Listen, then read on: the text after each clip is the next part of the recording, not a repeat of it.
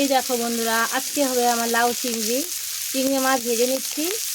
দেখো এবার আমার লাউগুলো, এবার এই যে লাউ আমি সিদ্ধ করে রেখেছি, এবার লাউ দিয়ে দেবো চিংড়ির মধ্যে, দিয়ে হয়ে যাবে আমার লাউ চিংড়ি।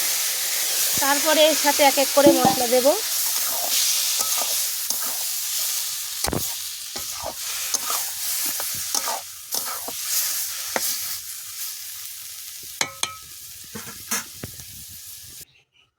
লঙ্কা আদা একসাথে বেটে নিলাম, এবার লাউয়ের মধ্যে দিয়ে দেবো।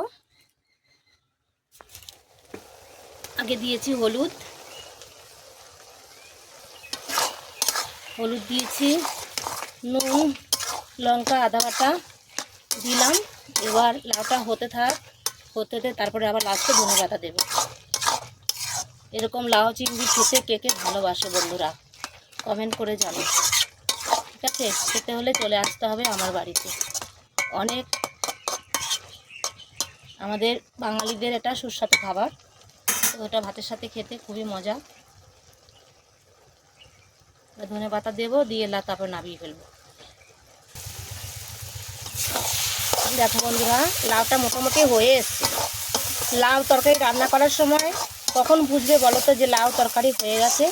যখন দেখবে কড়াইতে আটো আটো হয়ে যায়, কড়াইতে লেগে লেগে যাবে, তখন বুঝবে যে লাউয়ের তরকারি হয়ে গেছে।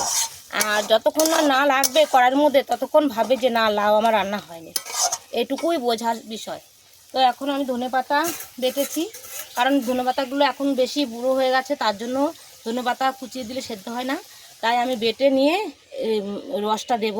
সেদ্ধ করে ছিপড়ে করে পেটে নিয়ে ছিপড়েটা চিপে ফেলে দিয়েছি, তাই আমি রসটা শুধু দেবো ধনেপাতা।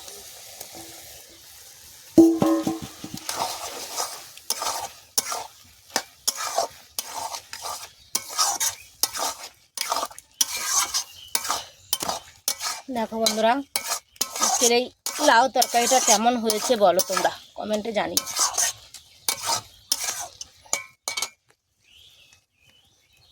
এখনকার মতো রাখছি ভিডিওটা এখানে, টাটা, বাই।